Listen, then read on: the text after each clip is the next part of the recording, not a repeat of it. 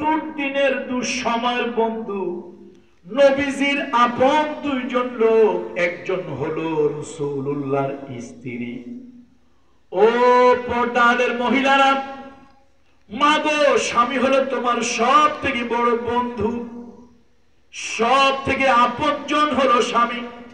তোমার স্বামী যদি কাজে যায়, তোমার ছেলে যদি কাজে যায়, মাগো তোমার ভাই যদি কাজে যায়, ঘরে আসার পরে জামাটা খুলে দাও, এক গ্লাস, এক পেয়ালা, এক বাটি পানি দাও, পাখা থাকলে ছেড়ে দাও, না থাকলে একটু তাল পাখা দিয়ে বাতাস দাও, একটু বসতে দাও।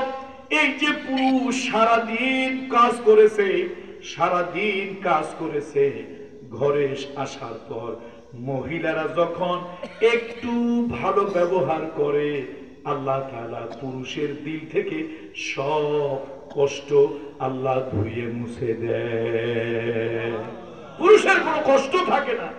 এই জন্য আল্লাহ তাআলা নারী পুরুষ, পৃথিবীতে সব থেকে আপন সম্পর্ক, পৃথিবীতে সব থেকে আপন সম্পর্ক হলো স্বামী আর স্ত্রী। পৃথিবীর প্রথম সম্পর্ক, আল্লাহর সৃষ্টি জগতের প্রথম সম্পর্কের নাম কি বলেন তো?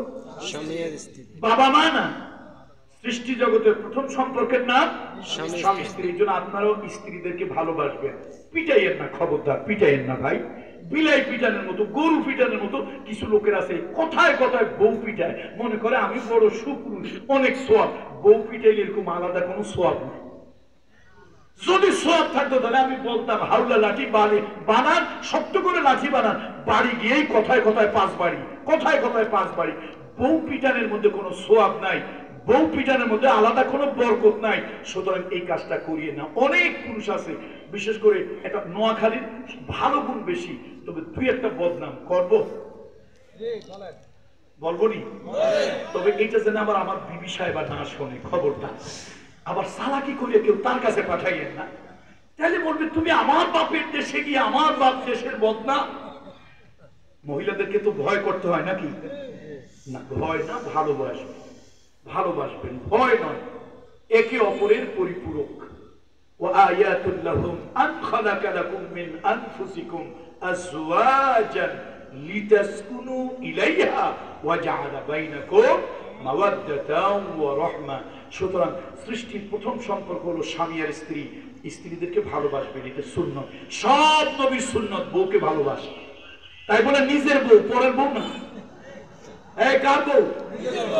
সব নবীর সুন্নত। কারে ভালোবাসা? বউকে ভালোবাসা, সব নবীর সুন্নত।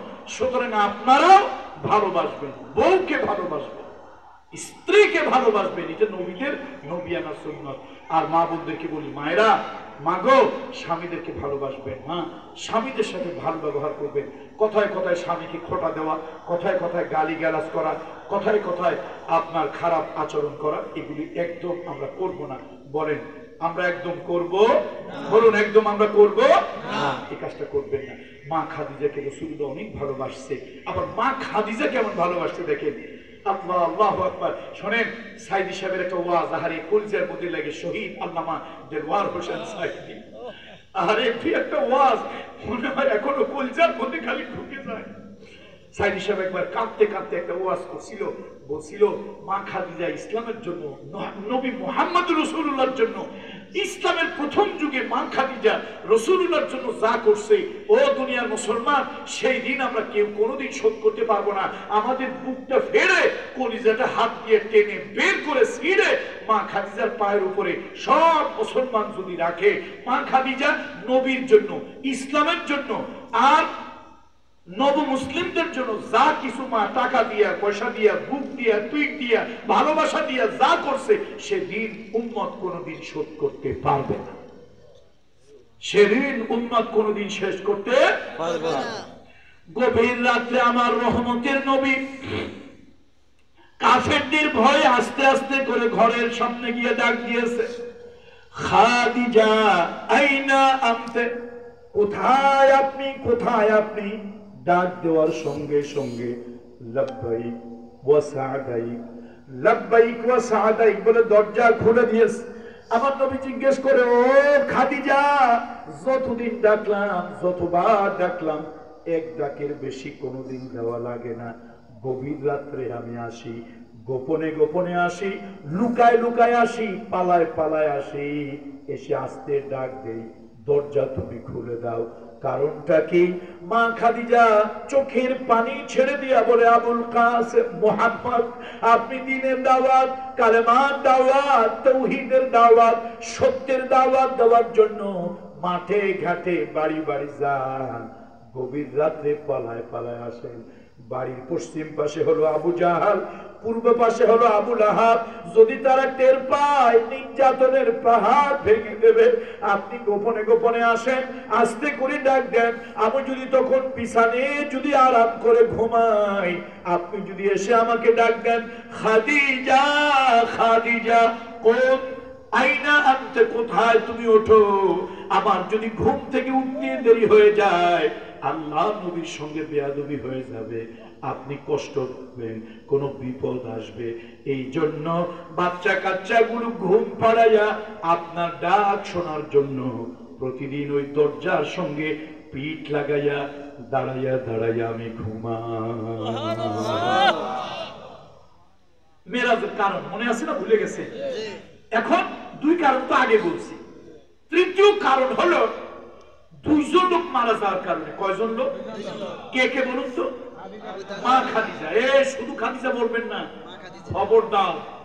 আল্লাহ সাইদি সাহেবের ওই ওয়াজটা শোনার পরে আমি নিয়ত করছিলাম, যদি আল্লাহ আমার সৌদি আরব নেয়, আমি মায়ের কবরের সামনে দাঁড়াইয়ে খুব ইজ্জতের সাথে মহব্বতের সাথে বড় মাকে সালাম দেব। আমি 25 বছরে কত শতবার সৌদি আরব গেছি তার ঠিক নাই, কত শতবার গেছি আমি গুনি নাই। এমন একবার আমার জীবনে হয় নাই, একটা বার হয় নাই সৌদি আরবে আমি গিয়েছি, আমি মা খাদিজার কবরের সামনে গিয়ে একটু সালাম দেইনি, এরকম হয় নাই। আমি শতবার গিয়েছি, মায়ের কবরের সামনে আবেগ নিয়ে দাঁড়িয়েছি, আবেগ নিয়ে মায়ের কবরের সামনে দাঁড়িয়েছি। সাইদি সাহেব হুজুরের ওই ওয়াজটা আমার তখন হৃদয়ের মধ্যে খালি খোঁচা লাগতো। বলতো মা খাদিজা রাসূলুল্লাহর জন্য একটা মহিলা মানুষ, 50 বছর বয়স্ক একজন পৌরা নারী, এই চামড়া মস্কের ভিতরে পানি, চামড়ার মস্কের ভিতরে পানি, একটা পুটলার ভিতরে কিছু খুরমা খেজুর, আবার একটা পুটলার ভিতরে কিছু জবের সাদুনিয়া রাসূলুল্লাহর জন্য সেই হেরা গুহার মধ্যে যাইতো। 5টা বছর এরকম গিয়েছে। আরে মা খাদিজার ঋণ তুমি কি দিয়ে শোধ করবা? মা খাদিজার ঋণ তুমি কোন জিনিস দিয়ে শোধ করবা? এই জন্য হুজুরের ওয়াজটা আমার ছোটবেলায়, তখন তো আমরা ছোট, শুনেছি, কলিজায় লেগেছিল, হৃদয়ে লেগেছিল। যতবার আল্লাহ তাআলা সৌদি আরবে নিয়েছে, হজে গেছি, মাহফিলে গেছি, সম্মেলনে গিয়েছি, উমরায় গিয়েছি, যতবার গিয়েছি অন্তত একবার হলো মা খাদিজার কবরের কাছে আদবের সাথে দাঁড়িয়েছি, মাকে সালাম দিয়েছি। তার কারণ হলো এই মায়ের ঋণ আমরা কোনোদিন শোধ করতে পারবো না। দুইজন লোক, আরেকজন হলো আবু তালিব, যদিও তিনি কাফের, রাসূলুল্লাহ বিপদে রাসূলকে কোনোদিন ছেড়ে যায় নাই।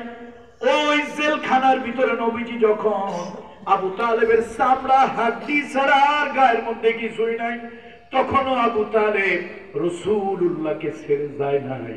বলেছে, বাবা মুহাম্মদ, আমার হাতখানা তোমার মাথার উপরে আমার বাবা আব্দুল মুত্তালিব রেখেছিল, আর বলেছিল, ও আবু তালেব, সবাই আমার এতিম নাতিকে ভুলে যাবে, সবাই আমার এতিম নাতিকে ভুলে যাবে, খবরদার তুমি কোনোদিন আমার এতিম নাতিটাকে ভুলে যেও না। আবু তালেব নিজের অনেকগুলো বাচ্চা কাচ্চা দূরে রাখতো, আর মুহাম্মদ সাল্লাল্লাহু আলাইহি ওয়াসাল্লামকে কোলের কাছে, বুকের কাছে নিয়ে শুইতো।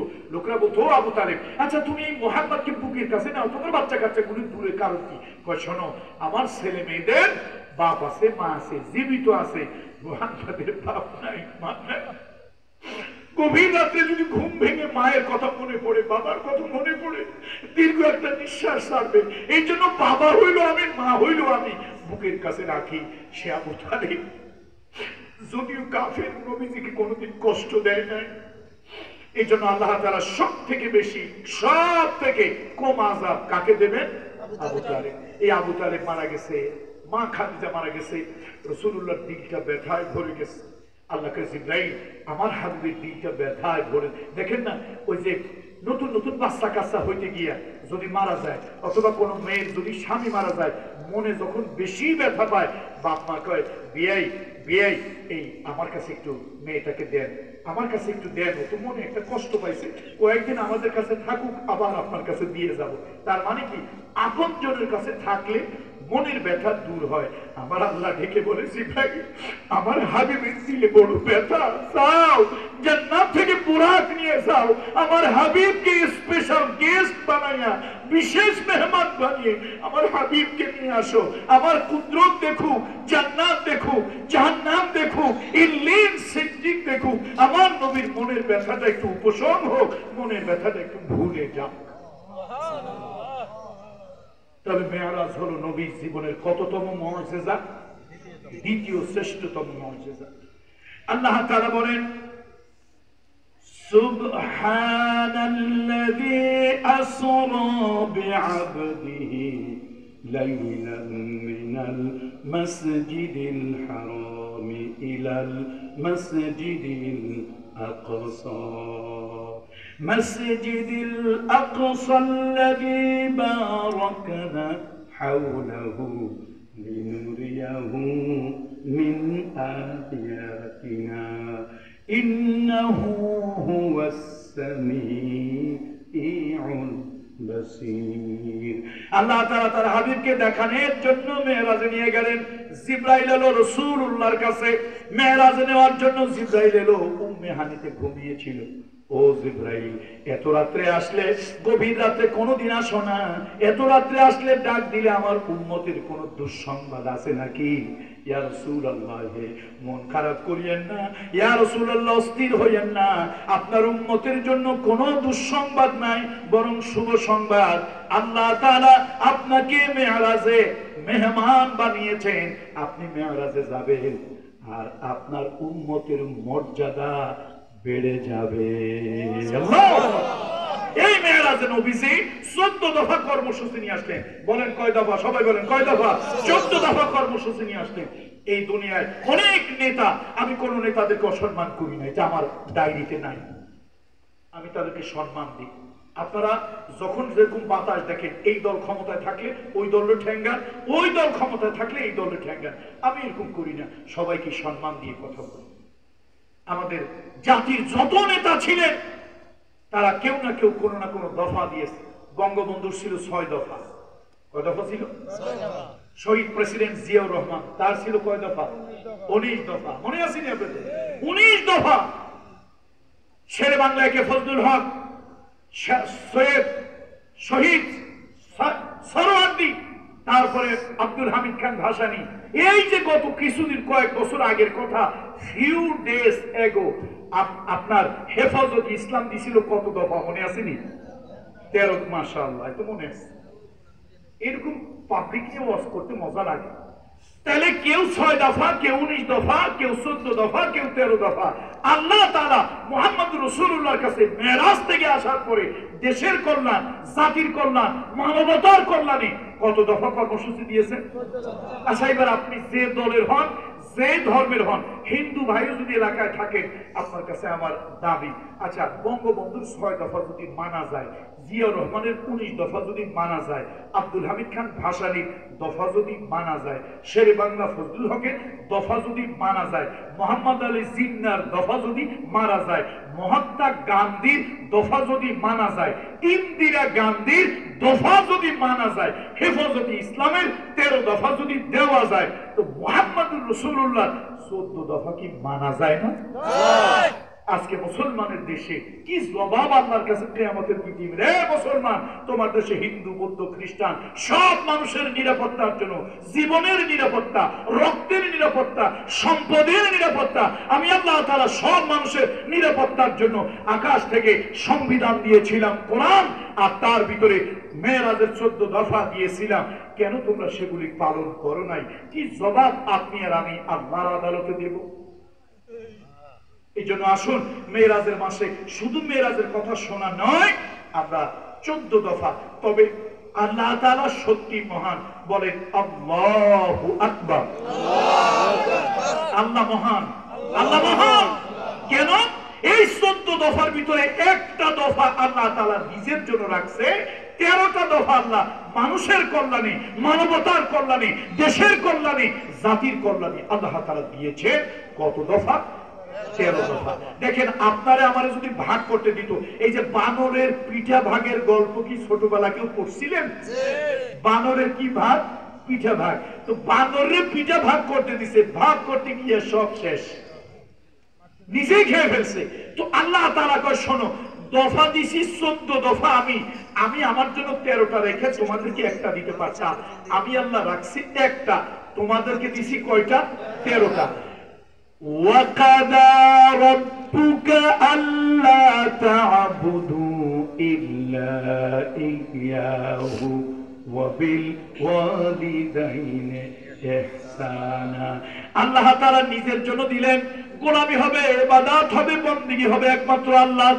নেতার গোলামি, নেত্রীর গোলামি, দলের গোলামি, পীরের গোলামি, কারো গোলামি নয়। গোলামি হবে আল্লাহর, গোলামি হবে আল্লাহর, ইবাদত হবে আল্লাহর, বندگی হবে আল্লাহর। আর আল্লাহর গোলামির পর মা বাপের খিদমত করতে হবে। সুবহানাল্লাহ। মা বাপের কথা যুবক বন্ধুরা ভালো করে শোনো। মা বাপ যদি অমূর্খ হয়, মা বাপ যদি অশিক্ষিত হয়, মা বাপ যদি পাগল হয়, উন্মাদ হয়, মা বাপ হলো দ্বিতীয় দফা। তৃতীয় দফা হলো নিকটাত্মীয়। খবরদার রক্তের বন্ধন ছিন্ন করিও না, রক্তের বন্ধন ছিন্ন করিও না, রক্তের সম্পর্ক বজায় রাখিও। তুমি যদি তোমার হায়াতে বরকত চাও, রিজকের ভিতরে বরকত চাও, রক্তের বন্ধন বজায় রাখবা। মায়ের পেটের ভাই, মায়ের পেটের বোন, বাপের ভাই চাচা, বাপের বোন ফুফু, মায়ের ভাই মামা, মায়ের বোন খালা, এদের সাথে সবসময় সম্পর্ক ভালো রাখবে। ওয়ারিসি সম্পদ, মিরাসি সম্পদ, টাকা পয়সার জন্য সম্পর্ক খারাপ করবে না। দোহাই আল্লাহ, দোহাই আল্লাহ, দোহাই আল্লাহ, সম্পর্ক খারাপ করবে না। তুমি যত বড় নামাজি হও, যত বড় রোজাদার, দিনদার হও, তুমি যদি রক্তের সম্পর্ক ছিন্ন করো, আমার আল্লাহর আরশের সম্পর্ক তুমি ছিন্ন করবে। কয় দফা বলুন? কয় দফা বলুন? কয় দফা? অনেক নামাজি মুসল্লি আছেন, অনেক নামাজি মা বাপ আছেন, কিয়ামতের দিন ধরা খেয়ে যান। আত্মীয়দের সাথে সম্পর্ক ভালো নাই, তারপরে ছেলে মেয়ে কাউরে লিখে দেয়, কাউরে দেয় না, কারোর সাথে ভালো ব্যবহার, কারোর সাথে খারাপ ব্যবহার। বাবাজিরা কবরে যাওয়ার আগে ঠিক হয়ে যান, নবীজির মেরাজের দফা নষ্ট করবেন না, মেরাজের দফা ক্ষুণ্ণ করবেন না। এরপরে আল্লাহ তাআলা বলেছেন পিতা মাতার হকের পরেই আল্লাহ তাআলা বলেছেন নিকট আত্মীয়র কথা। তারপরে আল্লাহ তাআলা বলেছেন সম্পদে কোনো অপচয় করা যাবে না। বিয়ে শাদী, মেজবানি, মুসলমানি, এগুলোতে অপচয় করা যাবে না। রাষ্ট্রের কাজে অপচয় করা যাবে না। রাষ্ট্রের খরচ লাগে 3000 টাকা, সেখানে প্রজেক্ট করে 33,000 টাকা। বলেন লাগবে কয় টাকা? প্রজেক্ট বানাইছে কত টাকা? 33,000।